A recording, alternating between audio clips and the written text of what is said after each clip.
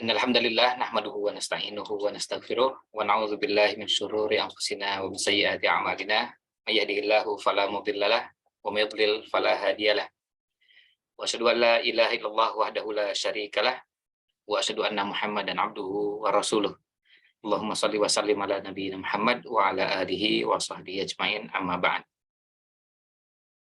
Alhamdulillah, di siang ini hari Senin terakhir di bulan Rajab tahun 1444 Hijriah. Insya Allah kita akan segera memasuki bulan Sya'ban. Artinya Ramadan tinggal sekitar 1 bulan lagi. Hanya 1 bulan lebih beberapa hari. Dan kita perlu persiapan untuk memasuki bulan Ramadan. Kalau masih tersisa 5 pekan dengan hari ini, berarti masih memungkinkan kita membahas 5 materi untuk persiapan menyambut bulan Ramadan. Ya, tentu tujuannya kita berharap punya bekal yang cukup untuk memasuki bulan yang mulia yang Allah sediakan untuk kita dengan amal yang begitu banyak dan melimpah. Ya, kita berharap ini bisa menjadi bekal terbaik kita untuk memasuki bulan Ramadan ini. Salawat serta salam mudah-mudahan senantiasa terlimpahkan pada Nabi Allah Muhammad SAW. Pada sesi ini, saya akan coba untuk membahas tema kita ini dengan mengawali pembahasan kita fokusnya pada puasa. Untuk bahasan sholat tarawih, bahasan tentang 10 hari terakhir, lalu Lailatul Qadar, iktikaf, zakat fitri, idul fitri, insya Allah itu akan ada pembahasannya tersendiri pada kesempatan yang lain.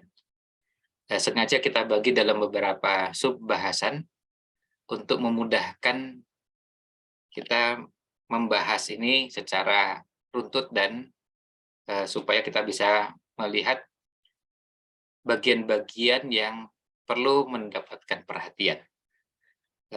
Tentunya sekaligus juga untuk memudahkan pembahasan aja. Karena kalau sekaligus setiap pertemuan semuanya, kadang-kadang nanti bisa tidak beraturan dan tidak fokus kita membahas apa. Meskipun pada sesi tanya jawab boleh saja nanti yang ditanyakan di luar bahasan puasanya, misalnya maksudnya ke bahasan sholat tarawih atau i'tikaf atau umroh di bulan Ramadan atau yang lainnya. Insya Allah tidak masalah.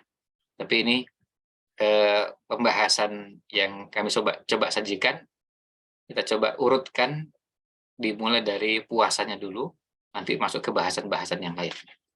Sekali lagi ini tujuannya untuk memudahkan pembahasan kita agar alurnya lebih mudah dipahami bersama. Nah, kita akan coba awali pembahasan dengan pembahasan puasa ini. Karena kita bisa bicara tentang puasa Ramadan, maka kita bicara tentang bagaimana menyambut bulan Ramadan. Nah, menyambut bulan Ramadan ini, ada beberapa persiapan yang kita bisa lakukan untuk menyambut bulan yang mulia ini. Dan persiapan ini bisa kita lakukan sejak sekarang, sejak hari ini. Paling tidak ada 5 yang kita bisa siapkan untuk menyambut bulan yang mulia ini.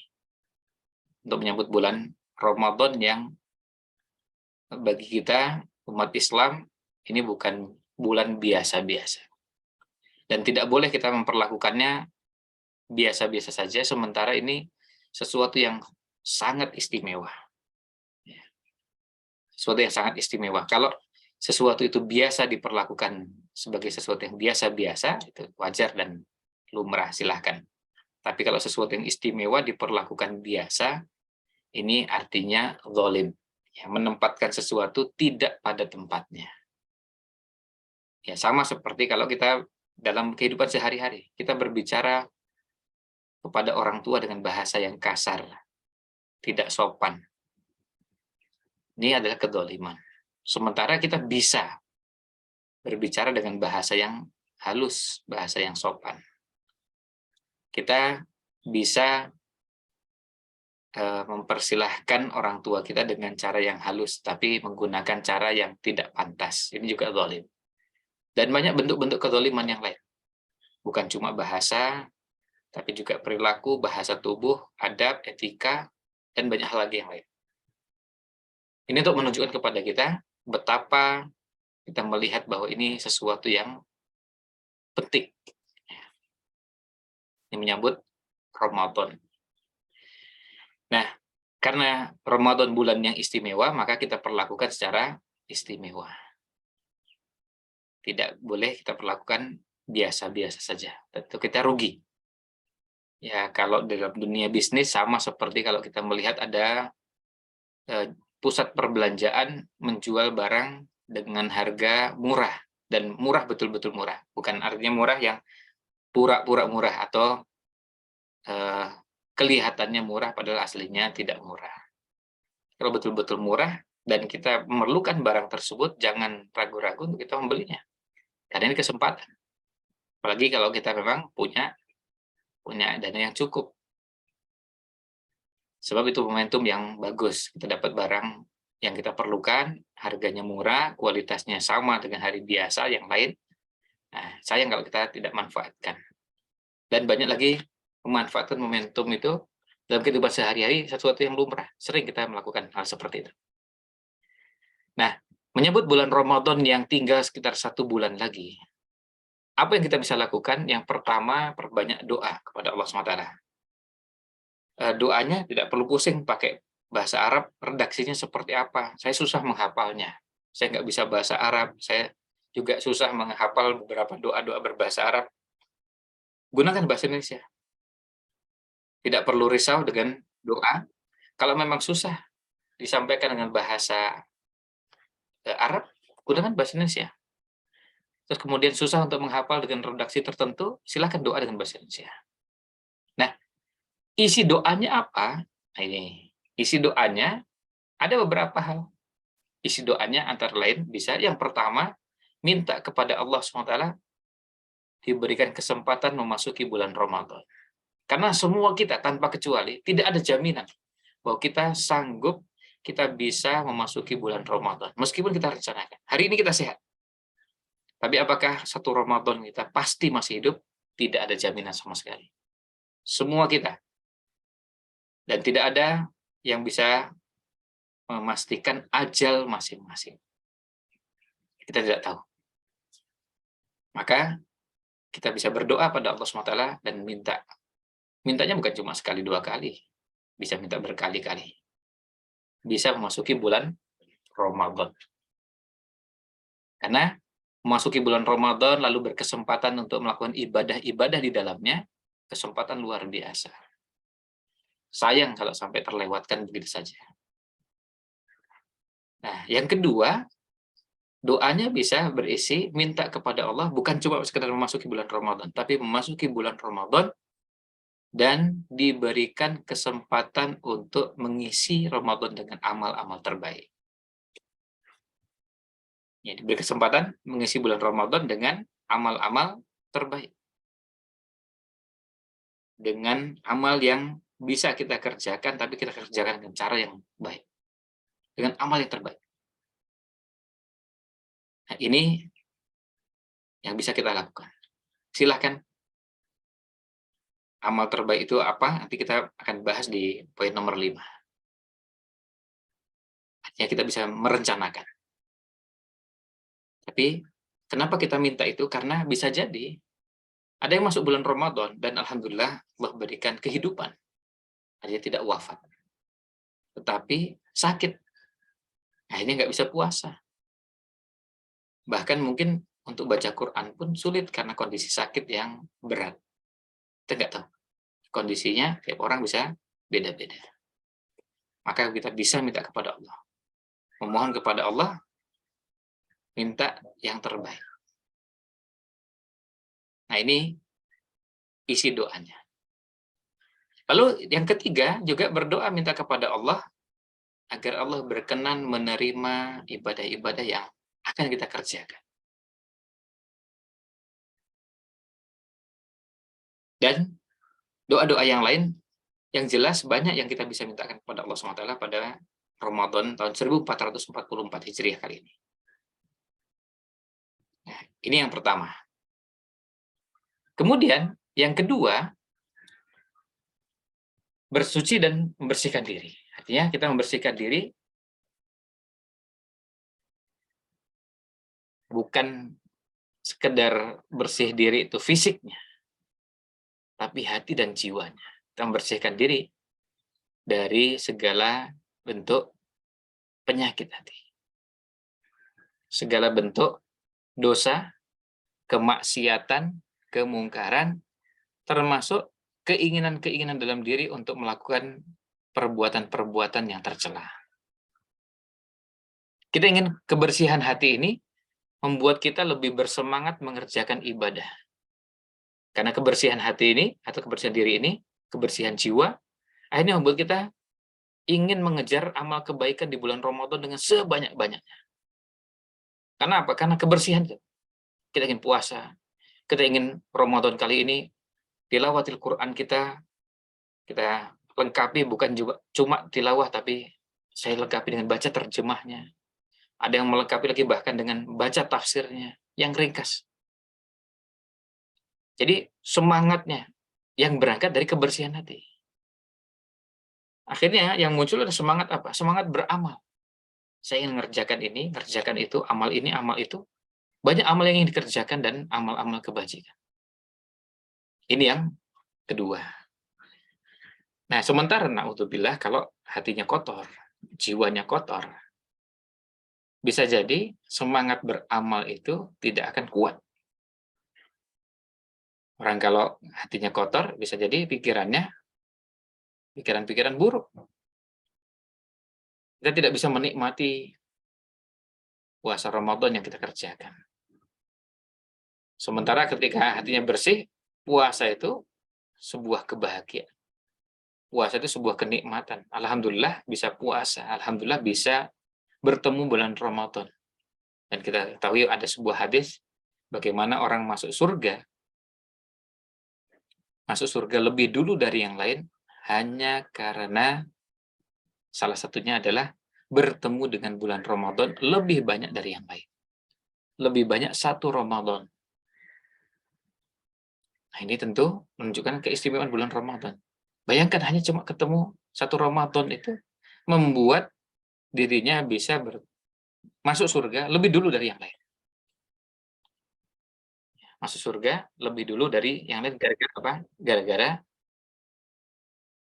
puasa Ramadan yang ditemui. Nah, kalau kebersihan hati ini ada, semangat beramal tentu akan lebih kuat. Yang ketiga, siapkan jiwa.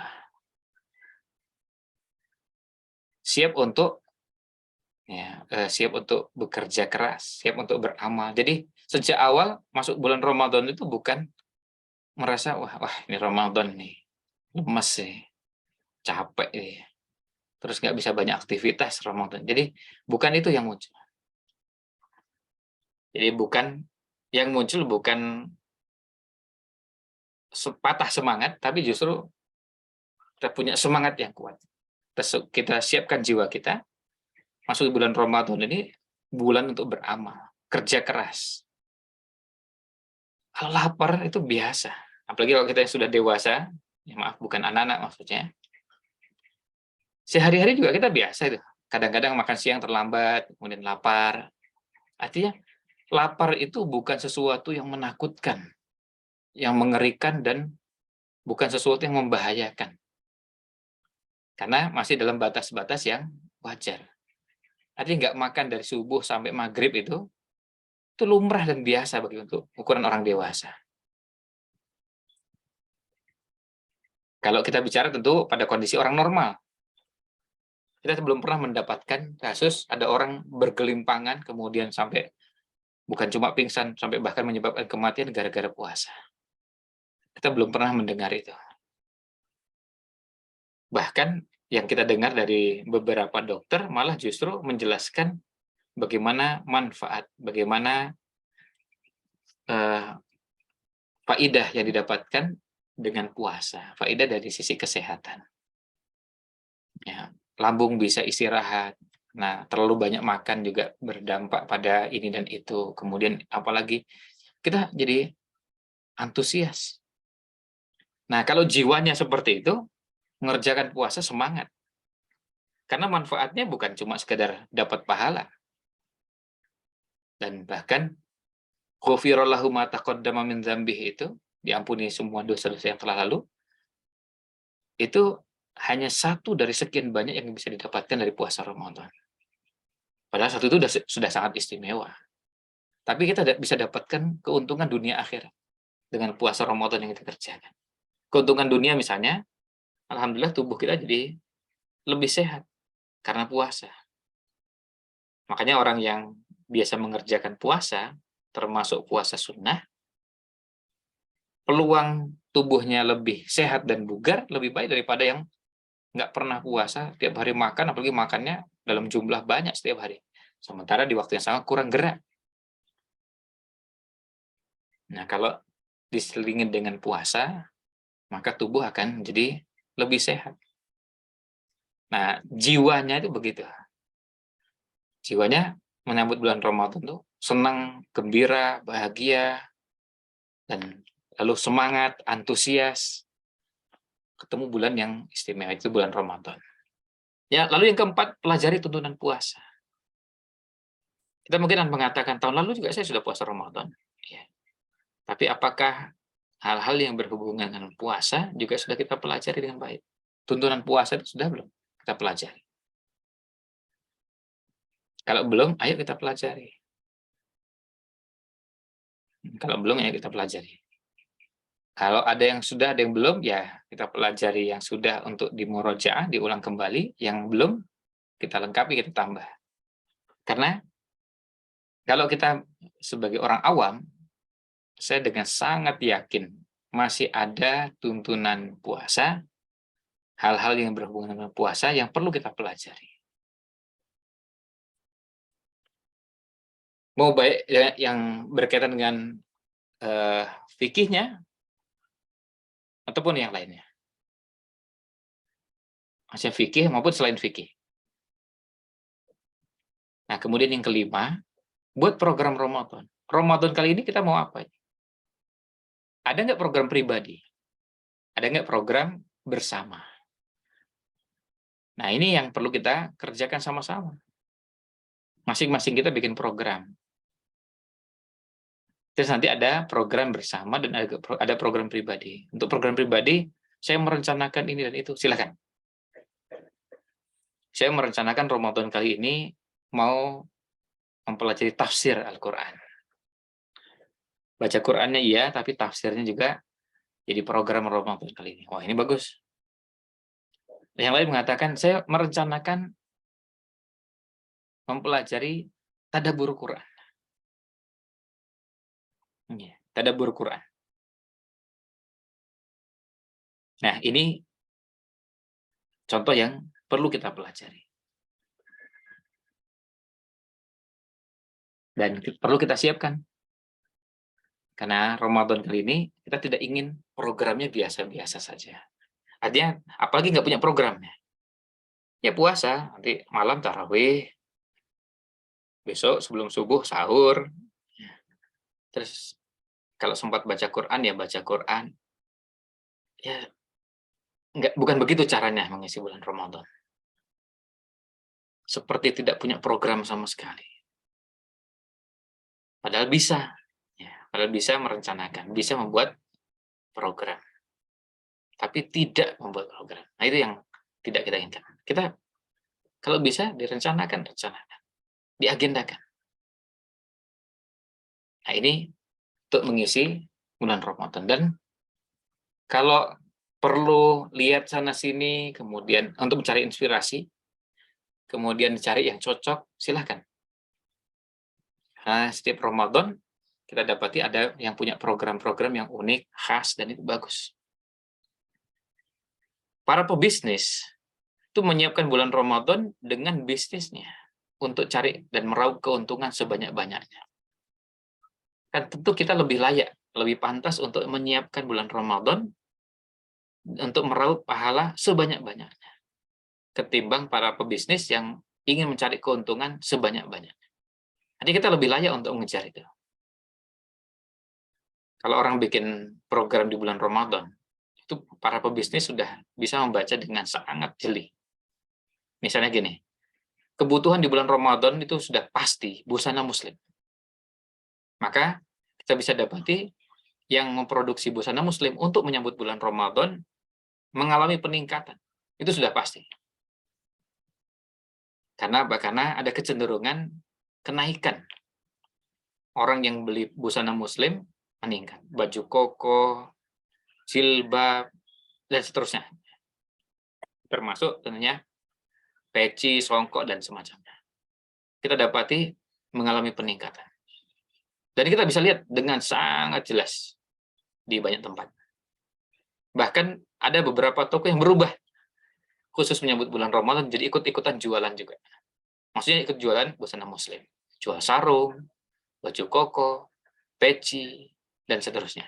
Padahal sehari-hari nggak pernah. Dan bukan cuma itu, sampai yang tidak beragama Islam ikut jualan juga. Bahkan ada yang ikut produksi. Karena apa? Karena mereka menangkap peluang. Program Ramadan ini program cari keuntungan sebesar-besarnya dengan jualan busana muslim. Lalu apalagi jualan Quran. Jualan ini dan itu. Ini yang melakukan bukan cuma muslim, sampai yang non-muslim yang tidak beragama Islam, mereka juga memanfaatkan momentum Ramadan. Beberapa toko jelas tidak dimiliki oleh muslim, tapi jualan busana tadi. Nah, itu artinya mereka merencanakan. Nah, kalau mereka merencanakan, masa muslim nggak merencanakan? Padahal kita bisa merencanakan. Dan sekali lagi, rencananya bisa bermacam-macam. Nah, kemudian dari 5 persiapan tadi, salah satu di antara yang perlu mendapatkan penekanan khusus adalah mengkaji kembali, mempelajari kembali puasa. Saum, siam, yang secara bahasa artinya imsak, artinya menahan. Maka dalam bahasa Arab, saum itu bisa bermakna menahan bicara.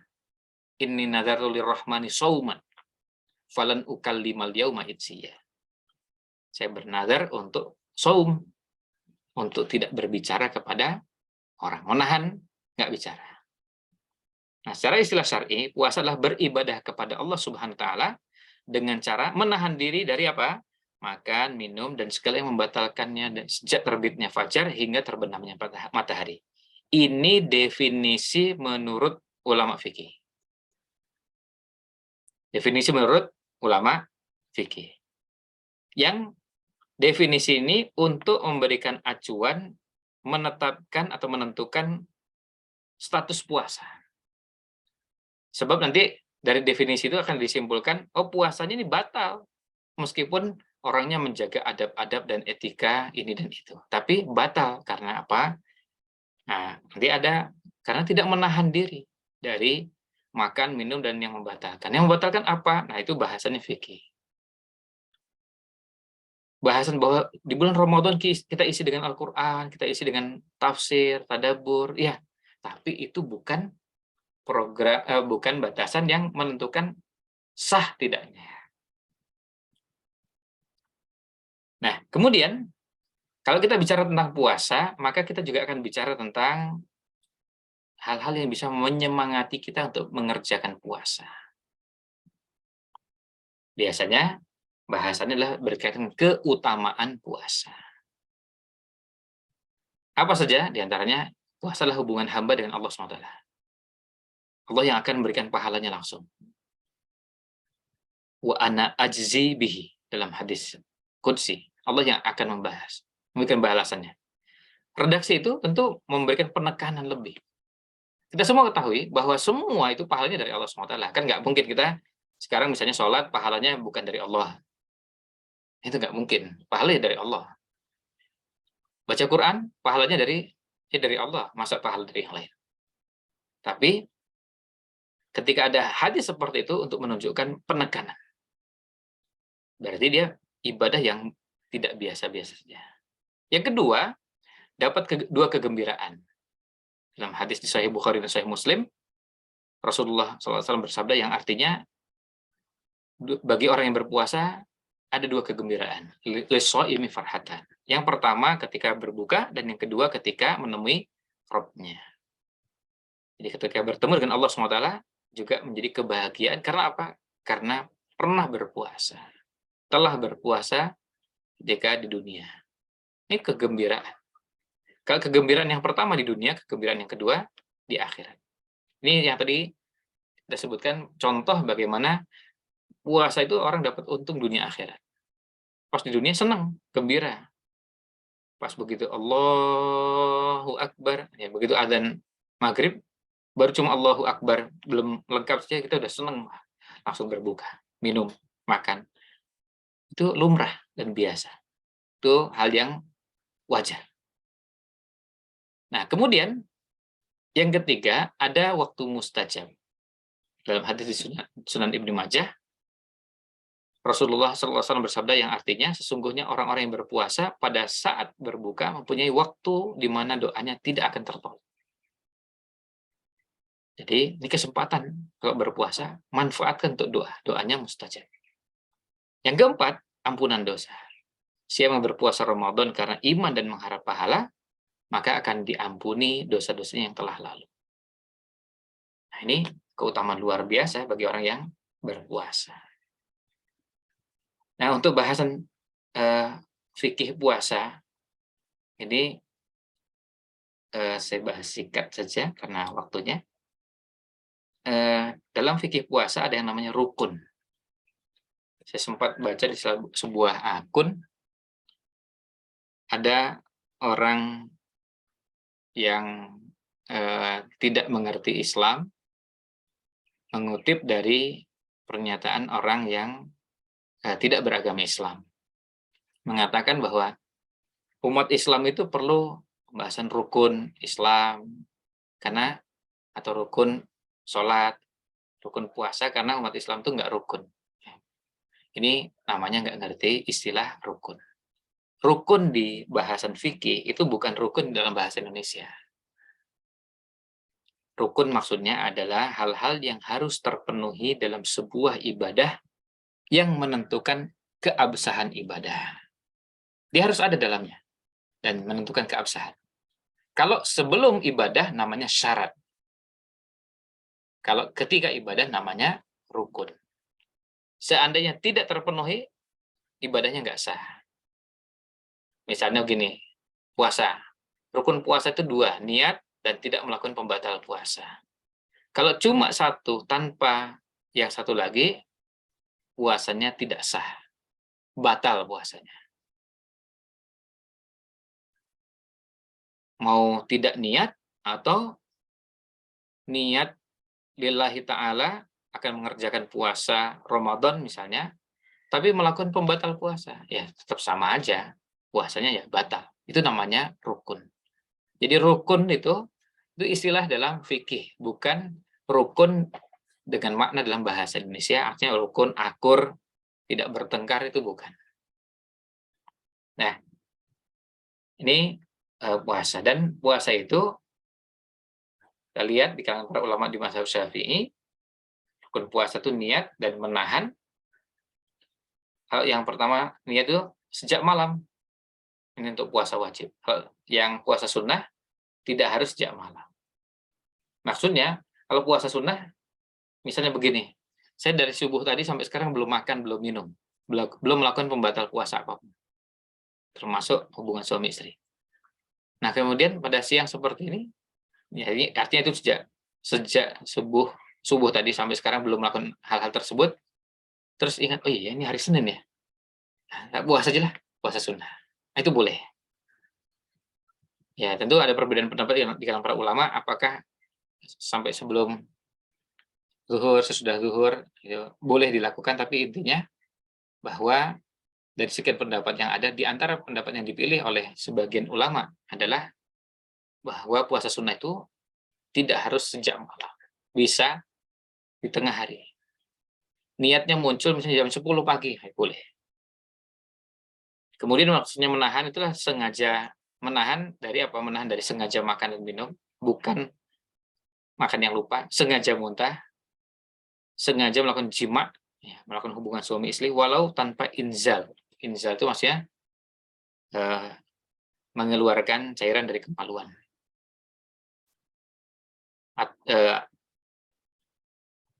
Sengaja keluar air mani artinya mengeluarkan dengan sengaja, bukan dengan melakukan hubungan suami istri. Lalu haid, nifas, dan murtad.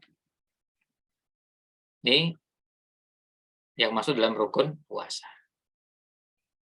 Yang terakhir, siapa yang wajib berpuasa? Yang pertama, muslim.